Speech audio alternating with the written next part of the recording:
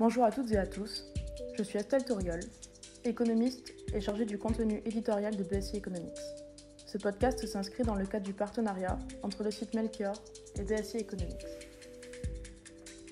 Aujourd'hui, nous nous intéressons à la transition écologique et plus particulièrement à la façon de rendre l'économie durable. En 2015, l'ONU a défini 17 défis liés au développement durable qui doivent être relevés de manière globale et simultanée en lien les uns avec les autres. Parmi ces 17 défis, il y a la notion de pauvreté, d'inégalité, de paix ou même d'environnement. Face aux problématiques climatiques et à l'évolution de la société au travers de nouvelles formes de travail et de communication, la Commission européenne a proposé un plan d'action destiné à promouvoir l'utilisation efficace des ressources, restaurer la biodiversité et réduire la pollution en passant par une économie propre et circulaire. Il serait intéressant alors de se demander qu'est-ce que le développement durable et comment permettre une transition juste. Le développement durable est un développement qui répond aux besoins des générations présentes sans compromettre la capacité des générations futures de répondre aux leurs. En 1992, le sommet de la Terre à Rio officialise la notion de développement durable ainsi que celle des 3 piliers. Un développement économiquement efficace, socialement équitable et écologiquement soutenable. Le développement durable entraîne la modification des modes de production et de consommation afin que la croissance économique ne soit pas faite aux dépens de l'environnement et du social. Il joint la lutte contre l'exclusion sociale, l'accès généralisé aux biens et aux services, l'amélioration des conditions de travail, ainsi que le développement du commerce local, équitable et solidaire. Finalement, le développement durable rejette les externalités négatives pour la planète afin de préserver l'environnement et les ressources mondiales. De ce fait, certains secteurs d'activité économique sont amenés à subir d'importantes restructurations, mais la transition écologique est aussi source de création d'emplois, de diversification économique, afin d'aller vers plus de justice sociale dans l'ensemble des pays du monde. La transition juste implique de mettre en œuvre les politiques nécessaires à ce que la protection environnementale, les inégalités sociales, ainsi que la refonte de la gouvernance démocratique se renforcent mutuellement au lieu de s'opposer. En 2015, l'Organisation internationale du travail publiait ses principes directeurs pour une transition juste vers des économies et des sociétés écologiquement durables pour tous, qui tentent de proposer une série de mesures à mener par les États pour faciliter leur transition. Dans ces principes directeurs, il y avait des mesures macroéconomiques et sectorielles, des mesures pour l'emploi ou même des mesures de protection sociale. Également, le rapport insiste sur l'importance du dialogue social entre gouvernements, entreprises et syndicats.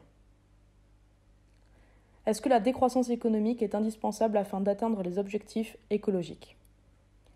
L'industrialisation, la surconsommation et production auraient un certain nombre de conséquences du point de vue social, environnemental ou même économique.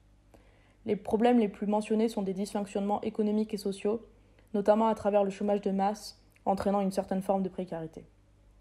Du côté environnemental, une surproduction entraîne de la pollution, une réduction des espèces et une détérioration de l'écosystème.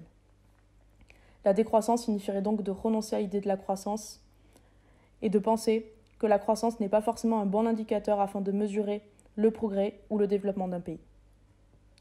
Peut-on alors continuer à utiliser le PIB afin de mesurer des richesses produites dans un pays tout en traitant de la notion de développement durable ? Alors que la croissance d'un grand nombre de pays développés est en baisse, s'intéresser à l'indicateur du PIB comme indicateur de richesse et de bien-être économique d'un pays semble nécessaire. À l'instar des critères d'évaluation financière classiques, le PIB ne prend pas en compte les externalités liées à l'activité. Impact environnemental, l'impact sur le climat, la biodiversité, le bien-être social, l'inclusion sociale par exemple. Plusieurs organisations tentent d'améliorer cet indicateur ou d'en développer d'autres afin de répondre aux besoins actuels. La Commission sur la mesure de la performance économique et du progrès social créée au début de 2008 sur l'initiative du gouvernement français a donné 12 recommandations pour mieux mesurer les performances économiques et le progrès social. Parmi elles, pour mesurer le bien-être, il faut à la fois regarder les revenus et la consommation, analyser comment sont répartis les revenus au sein d'un territoire défini, prendre en compte les inégalités non marchandes, affiner les mesures de la santé, de l'éducation ou de l'activité personnelle, analyser les inégalités et leur évolution, évaluer la qualité de vie de la population, intégrer les dimensions subjectives dans les statistiques, intégrer la soutenabilité du bien-être ou développer un ensemble d'indicateurs environnementaux. Finalement, alors que l'écologie, le progrès social, le développement de nouveaux modes de travail et de communication ont un impact de plus en plus significatif dans notre société, la notion de développement durable ou de décroissance économique pourrait être la clé pour relever ces multiples défis de manière globale et simultanée, en lien les uns avec les autres. Toutefois, un seul indicateur pour mesurer la richesse ou la croissance d'un pays ne semble pas suffisant afin de répondre à ces nouvelles préoccupations. Il est donc nécessaire de mettre en avant et de développer certains indicateurs, tels que l'indice de développement humain, qui existe déjà, mais aussi d'en créer d'autres afin de permettre de synthétiser au mieux les priorités mondiales. Je vous remercie à toutes et à tous de m'avoir écouté. Pour en savoir plus sur ce thème ou découvrir d'autres sujets d'actualité économique, je vous invite à vous rendre sur les sites de BSI Economics et de Melchior.